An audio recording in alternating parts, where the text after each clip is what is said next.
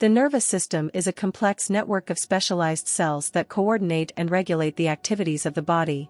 It is divided into two main parts, the central nervous system, CNS, and the peripheral nervous system, PNS. Let's take a detailed look at each of these components. Central nervous system, CNS. Brain. The brain is the control center of the nervous system and is responsible for processing and interpreting sensory information, initiating voluntary motor responses, and regulating various physiological processes. It is divided into different regions, each with specific functions, such as the cerebrum, responsible for conscious thought and voluntary actions, cerebellum, coordinates motor movements, and brainstem, controls basic life functions like breathing and heart rate. Spinal cord. The spinal cord is a long, tubular structure that extends from the base of the brain down the spine. It serves as a pathway for communication between the brain and the peripheral nervous system. The spinal cord also plays a crucial role in reflex actions, which are quick, involuntary responses to stimuli. Peripheral nervous system, PNS. Sensory division. This division carries sensory information from receptors in the body to the CNS. Sensory neurons transmit signals related to touch, temperature, pain, vision, hearing, taste, and smell. Motor division. The motor division carries signals from the CNS to muscles and glands. Motor neurons control voluntary movements of skeletal muscles, somatic nervous system, and involuntary activities of smooth muscles, cardiac muscles, and glands. Autonomic nervous system. Autonomic nervous system, ANS. The autonomic nervous system regulates involuntary bodily functions, such as heartbeat, digestion, respiratory rate, and pupillary response. It is further divided into the sympathetic and parasympathetic divisions, which often have opposing effects to maintain homeostasis. Neurons. Neurons are the fundamental units of the nervous system. They are specialized cells that transmit information through electrical impulses and chemical signals. Neurons have a cell body, dendrites, receive signals, and an axon, transmit signals. Synapses are junctions where one neuron communicates with another, either directly or through neurotransmitters. Supporting cells. Glial cells, these cells support and protect neurons. Types include astrocytes, provide nutrients and structural support, oligodendrocytes, produce myelin in the CNS, and Schwann cells, produce myelin in the PNS. Electrical signaling. Neurons communicate through electrical impulses. When a neuron is stimulated, it generates an action potential that travels along its axon. Action potentials are propagated by changes in the flow of ions across the neuron's membrane. Chemical signaling. At synapses, neurons communicate chemically using neurotransmitters. Neurotransmitters are released from the axon terminals of one neuron and bind to receptors on the dendrites of the next neuron, transmitting the signal. Homeostasis and integration. The nervous system plays a crucial role in maintaining homeostasis by regulating various physiological processes. Integration of sensory information and decision-making occur in the CNS, allowing the body to respond appropriately to internal and external stimuli. In summary, the nervous system is a highly organized and complex network that enables communication and coordination within the body. It governs both voluntary and involuntary processes, ensuring the body's ability to adapt and respond to its environment. Anxiety disorders are a group of mental health conditions characterized by excessive worry, fear, or nervousness. These feelings can interfere with daily activities and may be out of proportion to the actual situation. Anxiety disorders are among the most common mental health disorders and can affect people of all ages. There are several types of anxiety disorders, each with its own set of symptoms. Some common types include: agoraphobia. Anxiety disorder is a type of problem in which you fear and often avoid places or situations that could cause you to panic and feel trapped. Anxiety disorder is a result of a medical condition. Anxiety or panic symptoms can occur when a physical health problem is causing intense anxiety or panic. Generalized anxiety disorder. Worrying about things that don't really matter is a sign of anxiety disorder.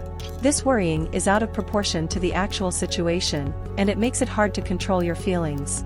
It often occurs along with other anxiety disorders, such as OCD or social anxiety. Depression is a feeling of sadness or gloom. Panic disorder. Panic attacks are episodes of intense anxiety and fear that reach a peak within minutes. You may experience feelings of impending doom, shortness of breath, chest pain, or a rapid fluttering or pounding heart palpitations.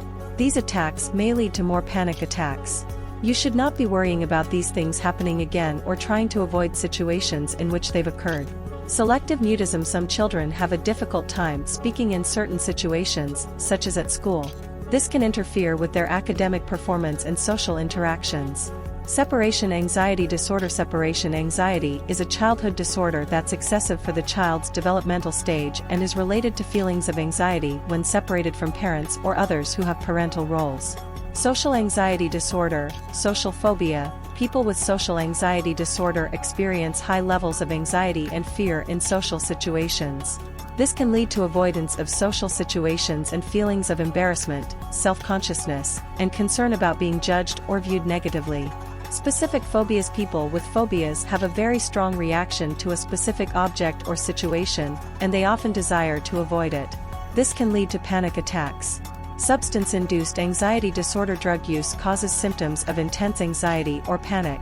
This is because drug misuse can lead to exposure to a toxic substance or withdrawal from drugs. Anxiety disorders other than anxiety disorder, specified, and anxiety disorder, unspecified. Unspecified anxiety disorders that don't quite fit into any other category are called minor anxiety disorders. They can be very distressing and disruptive, even if they don't quite fit into the criteria for any other anxiety disorder. When to see a doctor? See your doctor if you feel like you're always worrying and it's interfering with your work relationships or other parts of your life. You find it difficult to control your fear, worry, or anxiety. If you feel depressed or have trouble with alcohol or drugs, that means you also have anxiety. You think your anxiety may be related to a physical health problem. If you have thoughts of harming yourself or engaging in suicidal behavior, seek emergency treatment right away. If you don't get help for your anxiety, it may get worse over time. Seeing a doctor or mental health provider can help you get better faster. Causes anxiety disorders. Anxiety disorders are not fully understood. It is possible that life experiences, such as traumatic events, can trigger anxiety in people who are already predisposed to it. In addition, inherited traits may be a factor. Medical causes. Some people with anxiety may have an underlying health condition. If your doctor suspects that your anxiety is caused by a medical condition, he or she may order tests to look for signs of a problem. Some medical problems that are linked to anxiety include heart disease, diabetes. A thyroid disorder such as hyperthyroidism can occur. Respiratory diseases, such as chronic obstructive pulmonary disease, COPD, and asthma, can occur. Drug misuse or withdrawal. If you are withdrawing from alcohol or anxiety medications, you should stop taking them. Chronic pain or irritable bowel syndrome. Some rare tumors produce hormones that help the body fight or flee from danger. Sometimes anxiety can be a side effect of taking certain medications. If you have anxiety, there may be a medical reason for it. If you do not have an underlying medical condition, your anxiety may still be due to something else. You don't have any relatives who have an anxiety disorder. I don't think you had an anxiety disorder when you were a child. Anxiety doesn't mean that you have to avoid certain things or situations. I'm feeling really anxious all of a sudden and it's not related to any life events that I know of. Risk factors. Anxiety disorders. Having any of these things may increase your risk of developing an anxiety disorder. Trauma. Children who have experienced abuse or trauma are at a higher risk of developing an anxiety disorder in their lives. Adults who experience a traumatic event can also develop an anxiety disorder. Stress due to an illness. Having a health condition can cause significant worry about issues such as your treatment and your future. Stress buildup. A big event or a lot of smaller stressful life situations may trigger anxiety, for example, a death in the family or ongoing worry about finances. Personality. Some people are more prone to develop anxiety disorders than others are. Other mental health disorders. People who have other mental health disorders, such as depression, often also have an anxiety disorder. Having relatives with an anxiety disorder. Anxiety disorders can run in families. Drugs or alcohol. Anxiety can be caused or worsened by drug or alcohol use, misuse, or withdrawal. Complications. Anxiety disorders. Anxiety disorders can cause or worsen other conditions such as depression and other mental health disorders are often co-occurring. Substance misuse. Trouble sleeping, insomnia, digestive or bowel problems, headaches and chronic pain, social isolation, problems functioning at school or work, poor quality of life. Suicide. Prevention. Anxiety disorders. There is no one way to know for sure what will cause someone to develop an anxiety disorder, but you can take steps to reduce the impact of symptoms if you're anxious. Get help early. It can be harder to treat anxiety if you wait. Stay active. Take care of yourself by doing things that you enjoy and that make you feel good. Spend time with friends and family members who can help reduce your worries. Avoid alcohol or drug use. Alcohol and drug addiction can cause or exacerbate anxiety. If you are addicted to any of these substances, quitting can make you anxious. If you can't quit on your own, see a doctor or join a support group to help you. Diagnosis. Anxiety disorders.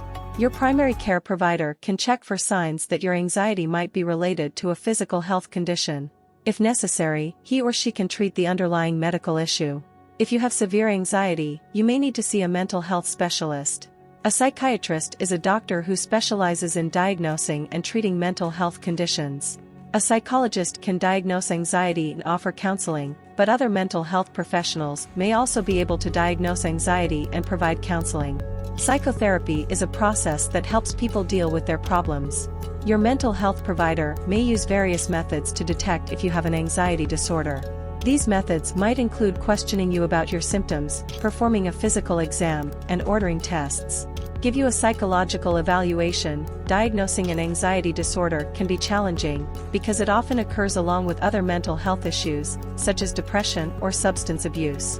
You will need to discuss your thoughts, feelings, and behavior with your doctor to help identify the problem. Match your symptoms to the criteria in the DSM-5. Doctors use the criteria in the Diagnostic and Statistical Manual of Mental Disorders, DSM-5, to diagnose an anxiety disorder. Palpation. Mental and psychological examination. Cerebral angiography. Brain scanning. Echoencephalography. Magnetoencephalography. Pneumoencephalography. Treatment. Anxiety disorders. There are two main ways to treat anxiety disorders: through psychotherapy and medications. You might find that you respond best to a combination of the two.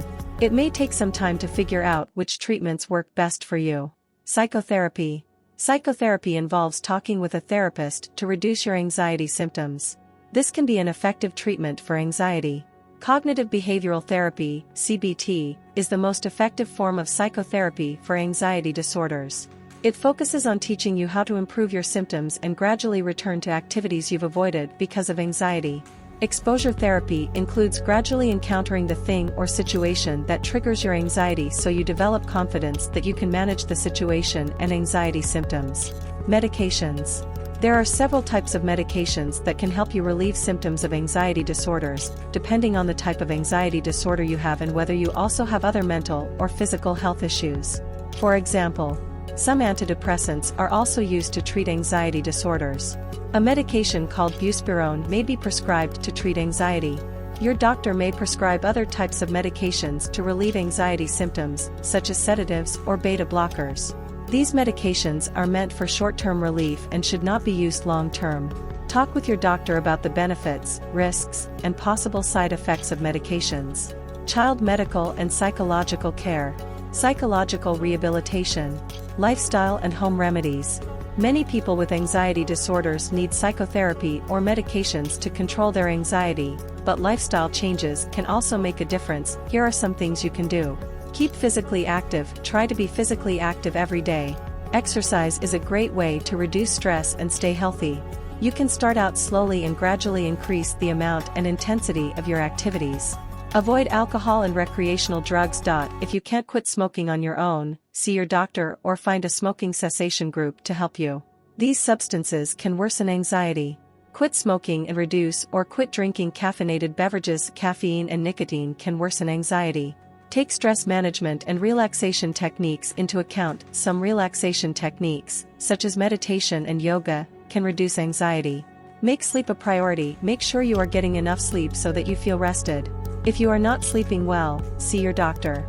Eat healthy. Eating healthy foods, such as focusing on vegetables, fruits, whole grains, and fish, may be linked to reduced anxiety. However, more research is needed to confirm this connection.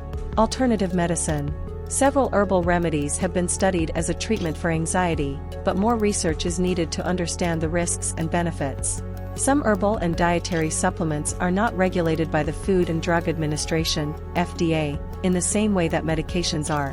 You can't always be certain of what ingredients are in these products, so it is important to talk to your healthcare provider before taking them. Be sure to get the right supplement and check with your doctor or healthcare professional to make sure it's safe. Some of these supplements can interact with other medications or cause dangerous side effects.